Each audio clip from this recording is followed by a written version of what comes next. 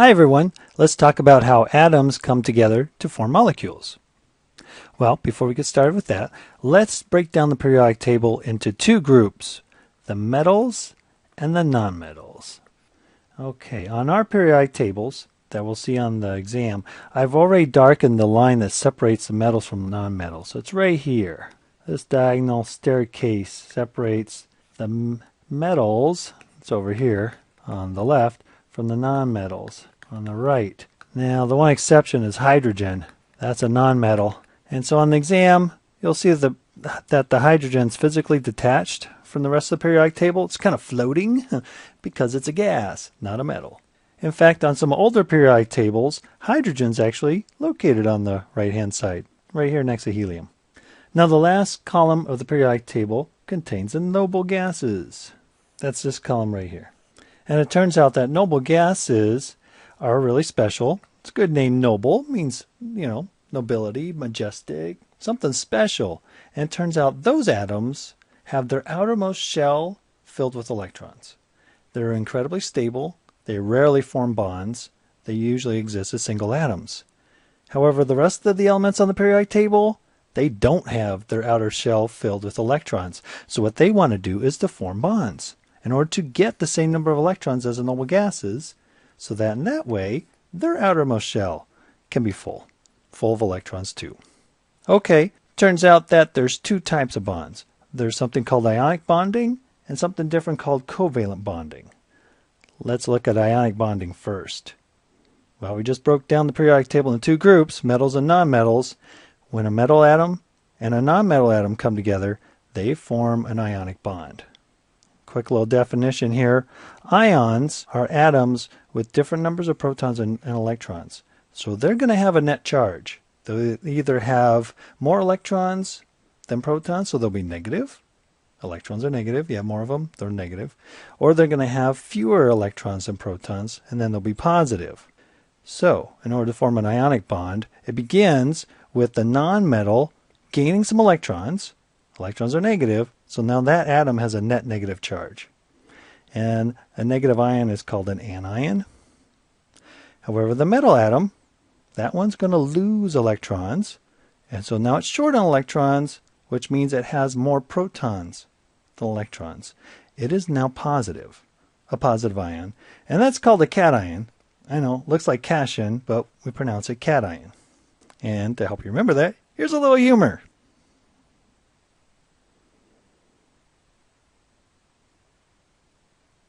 These ions then form ionic bonds, and they do that in order to balance out or neutralize their charge. Let's do an example. Table salt has a chemical formula NaCl.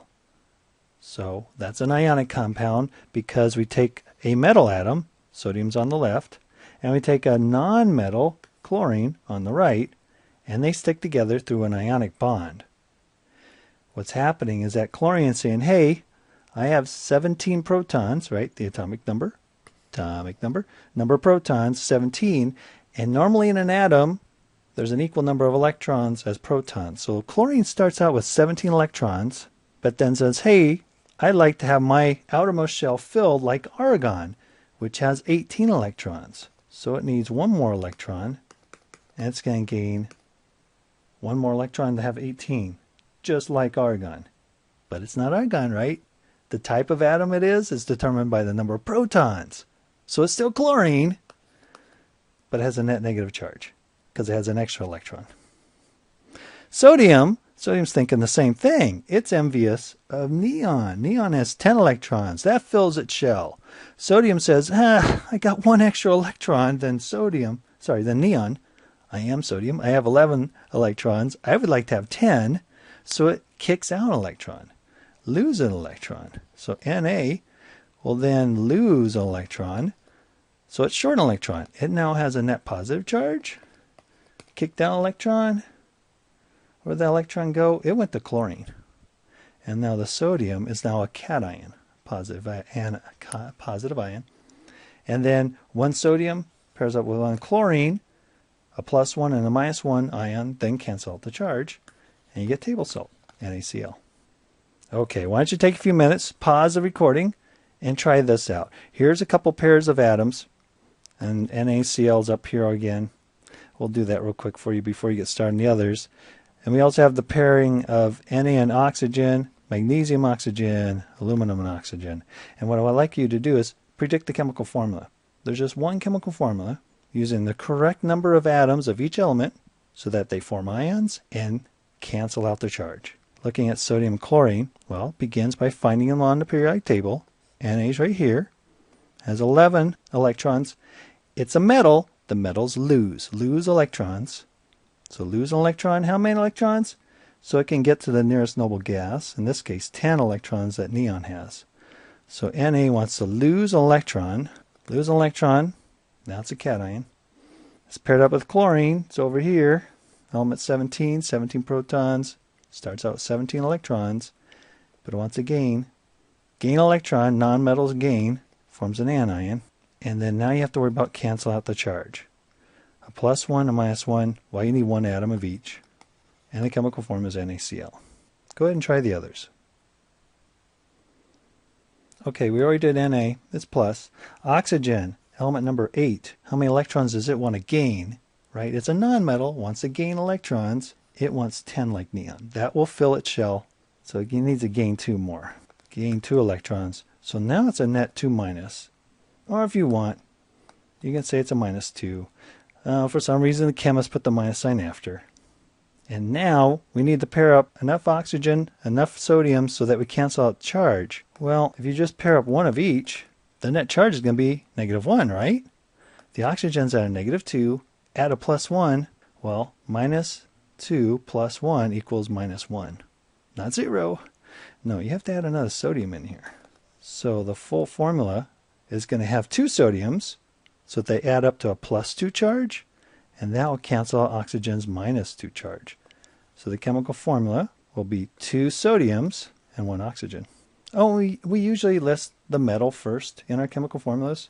The next one, magnesium. What's the charge on magnesium? Well, it has 12 electrons. It would also like to have 10, like neon, so it needs to lose 2. And as it kicks out 2 electrons, that gives it a +2 charge. Oxygen, we already said that's a -2, and so now magnesium's +2 matches oxygen's -2. They cancel out. Chemical formula is MgO. What's the charge on aluminum? Well, aluminum starts out with 13 electrons. It might be thinking about going up to 18. That would be gaining 5. That's a lot. 5 electrons more. No, it's a metal, right? It's on the left side of the diagonal, so it's a metal. Metals lose electrons usually. Starts at 13. It can go down to 10 by losing 3. So it's easier to lose 3 electrons than to gain 5 electrons. So that's what it does. Lose 3 electrons, aluminum. It becomes a +3 cation. And needs to form ionic bonds with oxygen so that the net charge is 0. And there's 2 ways of doing this. The long way is say, okay, trial and error. If I pair up one of each, what's the net charge? Well, +3 - 2 equals +1.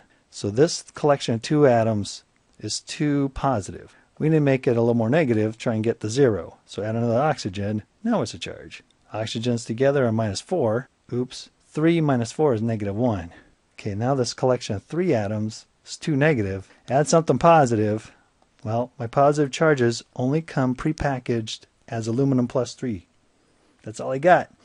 So now the total positive charge is +6. The oxygens are -4.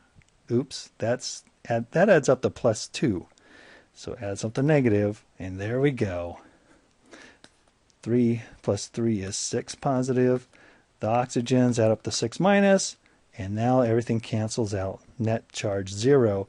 So the salt, or ionic compound between aluminum and oxygen, is the compound where there's 2 aluminums and 3 oxygens. That's a long way. Shortcut. What you do is, it doesn't always work. You need to check. But crisscross. Take the 3 of aluminum, put it down here for oxygen. Take the 2 of oxygen, put it down here for aluminum. Al, well, take oxygen's 2, and oxygen, take aluminum's 3. Now when it doesn't work is a case like this. If you crisscross, you get the wrong chemical formula. Crisscrossing, you want to put 2's down there. Mg2O2, that's not the formula. formula is just MgO. Don't have to crisscross. The charges already cancel. Okay, a couple remarks about ionic compounds. When we name them, we don't use the prefixes. Mono, di, tri, tetra. Because there's only one combination that'll cancel out the charge. There are no compounds of aluminum O2 or aluminum 5O2, whatever. The only combination that cancels the charge is 2 aluminums, 3 oxygens. So you don't have to use the prefixes. There's only one compound with aluminum oxide. So just call it that, aluminum oxide. So here's another example. We got Mg, 3, and 2. Take a look at the periodic table. Mg is right here. It's magnesium, right? So the ionic compound's name is, take the element name of the first one, the metal, and take the root of the nonmetal name. Well, it's nitrogen is N, so just take the nit part and then add the suffix "ide," magnesium nitride. What's the chemical formula of cesium phosphide? Well, you always have the periodic table, so look up cesium. Phosphide, well, it sounds like phosphorus. Yep, it is. Phosphorus, the root of phosphorus, and then ide. So it's P. That's not the chemical formula. Uh-oh. I grabbed an element from the left side of the table and from the right side on the other side of the diagonal. So I got a metal with a nonmetal. You have to just be aware that, hey, this is an ionic compound, metal with nonmetal. So if it's ionic, they are ions. Somebody's positive, somebody's negative. Now you have to check the charges. What's the charge on cesium? 55 electrons. Nearest noble gas is one with 54, xenon. It wants to lose an electron to become 54 electrons total. So it wants a +1 charge. Lose 1 electron. What's phosphorus want to do? Well, gotta put the line through it. That's element number 15. It wants 18 like argon. Nonmetals gain electrons. Wants 3 more. To gain 3 electrons. It's going to be a 3 minus. The charges don't cancel. +1, -3 don't cancel out. So crisscross. Put the 3 down there from the cesium. And there's a 1 here. You only need 1 phosphorus atom. There's a chemical formula. Because each cesium ion is going to be +1. The phosphorus is going to be -3. And together these 4 ions cancel out the charge. That makes nature happy. All the charges are balanced again. The last thing we need to know about ionic compounds is that when they dissolve in water, they usually form ions, separate ions. So here's a question. How many ions form when magnesium chloride, MgCl2, dissolves in water? In chemical terms, we put a little S subscript, meaning this is a solid. Dump in the water, there's a change, where the magnesium and the chlorine are going to separate because this is an ionic compound. It's also called a salt. Ionic compounds are called salts. Magnesium's over here on the left side. Element number 12, it wants to lose 2 electrons. It's going to be a +2 cation. Chlorine's on the right, wants to gain electrons, 1 more electron. So inside this salt, magnesium is +2. Each chlorine is -1. Oh yeah, you need 2 of them to balance out the charge. So when they separate, they all separate from each other. The magnesium, it's going to be a cation. It's going to be dissolved in water, and the symbol for that is AQ. One of the chlorines will be Cl-, AQ. And the second chlorine, same thing, Cl-. Right? These Cl anions can't stick to each other. They're both negative. They repel each other. So they separate from each other. So there's a chemical equation. But we got the same thing showing up twice. So why don't we simplify it? Just put a big 2 in front of the Cl-. So you have 2 of them. Oh, let's answer the question. How many ions form? 3. An Mg cation and 2 Cl anions. 3 ions total. Finally, covalent bonds. Okay, covalent bonds form when atoms are forced to share electrons. And when they share electrons, they go in pairs. So one covalent bond equals 2 shared electrons. Now, in order for us to make molecules using covalent bonds, it's helpful to keep track of the electrons using Lewis dot structures. And these are simply the chemical symbols off the periodic table surrounded by dots, where each dot is a valence electron. We talked about valence electrons in an earlier video, They're simply those electrons in that outermost shell. The outermost shell. They're the ones on the surface of the atoms, the valence electrons. And what's handy is knowing how many valence electrons for each element. So simply go to the top of each column of the periodic table, ignore the little a, and you got them. Those are the valence number of electrons for each family of elements in that column. Okay, and it's still true. All the elements want to be like noble gases and have their outermost shell filled. How many electrons does it take to fill the outermost shell? 8. Those are the valence electrons. And so all the other elements want to get the 8 valence electrons. What that means is each atom wants 8 dots. Oh, and there's always an exception to every rule, right? Helium only has 2 dots, 2 valence electrons. That's what hydrogen wants. It wants 2 dots too. Then its outermost shell will be filled. We can make a prediction as to how many covalent bonds it should have. It usually equals the number of electrons the atom wants to gain or lose. Let's look at hydrogen gas. You have 2 hydrogen atoms, right? That's what the formula says.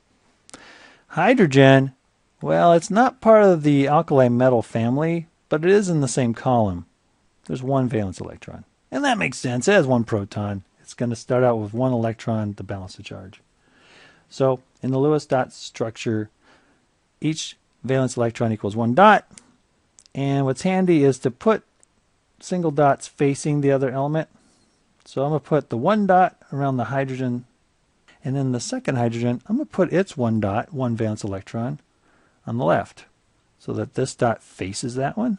And then you kind of squeeze these together so that they pair up. The 2 electrons are in between the 2 hydrogens. They're paired up, and hey, each hydrogen thinks it has 2 electrons. They're sharing 2. So this hydrogen sees 2 dots, and this hydrogen sees 2 dots. They both see 2 dots. They both think they have the same number of electrons as helium, and that makes them stable. We got a stable compound, hydrogen gas. Let's try carbon dioxide. Okay, carbon, it's in column 4A, it's got 4 dots. And then when you draw Lewis dot structures, you should spread out the electrons, right? They're electrons, they're negative, they repel each other. So spread them out. And the legal places where you can put them is up, down, left, right. It's not going to always be useful, but let's try putting the atoms along a diagonal. And now, oxygen, how many valence electrons does it have? 6. 6A. So put them top, bottom, right, left. We spread them out, but that's only 4 dots. Oxygen comes in with 6 valence electrons. Okay, so the trick is, when facing the other element, keep them unpaired. And then after you've used the 4 locations, top, bottom, left, right, you have to start pairing up the electrons. So oxygen has 6 valence electrons. I just gave it its 5th electron, and now here comes the 6th one. And I set these pairs of electrons away from the atom it wants to share electrons with. Sort of like oxygen's being greedy. It says, hey, I don't want to share these pairs of electrons, they're mine. But maybe I'll share this 1 electron here and this 1 electron here. Let's do the same thing with the other oxygen. It starts out with 6 valence electrons, spread them out, first 4. Time to pair up the last 2. I'm pairing up away from the element, the carbon atom. Okay, now you want to just squeeze these together so that these 2 electrons pair up, these electrons pair up, these 2 electrons pair up, and these 2 electrons pair up. And there's a Lewis dot structure. And since 2 dots equals 1 line, 1 covalent bond has 2 shared electrons, you can decide to pair up your electrons and just draw lines, or you can keep them separate. But if you draw lines, it's easier to see that they're covalent bonds. Ooh, let's use that trick, that one guideline. The number of covalent bonds usually equals the number of electrons an atom wants to gain or lose. So how many electrons does carbon want to gain or lose? Well, it's a nonmetal. It's on the right side. It wants to gain, so it wants to go from 6 electrons up to 10. Yikes, that's 4 more electrons. That's tough to do. So instead of trying to gain 4 electrons and become an anion, it says, nope, I need to share electrons. And it ends up making 4 bonds because it wants 4 electrons. So carbon, 4 bonds. Oxygen, it wants to gain 2 electrons. Since it wants to gain 2, it tends to make 2 bonds. And if you think about these nonmetals gaining electrons, they both want to gain. Neither one's willing to lose. Well, that's what kind of forces them to share and become covalent compounds. One last example, let's do nitrogen gas. It's in column 5A, so 5 valence electrons. So 1, 2, 3, 4, and then pair up away from the other element. So now this nitrogen has 5 dots, 5 valence electrons. Do the same thing on the second one. Pair up the 5th electron away from the other atom. And now make them share. These two atoms pair up to form a bond. These two pair up to form a bond. These two pair up to form a bond. Hey, that's a triple bond. Carbon and oxygen is making a double bond. We could draw the Lewis dot structure of hydrogen gas and show a single bond. Okay, let's finish off here. When you name covalent compounds, you have to use prefixes. And that's because there are sometimes more than one way to connect molecules together with different numbers of atoms. Second thing, ionic compounds are the ones that separate when they dissolve in water. Covalent compounds usually stay together. So here's sucrose or table sugar. Carbon, hydrogen, oxygen are all nonmetals. So the atoms are stuck together through covalent bonds. So when it dissolves, it's still intact. So stir up some crystals of sugar and you see it all, the little particles disappear. Well, this big long chunk can be thought of as a crystal of sugar. And as it dissolves, individual molecules, each one with this chemical formula, C12H22O11, breaks off of the crystal and swims around the water as dissolved sugar. Okay, that's all for now.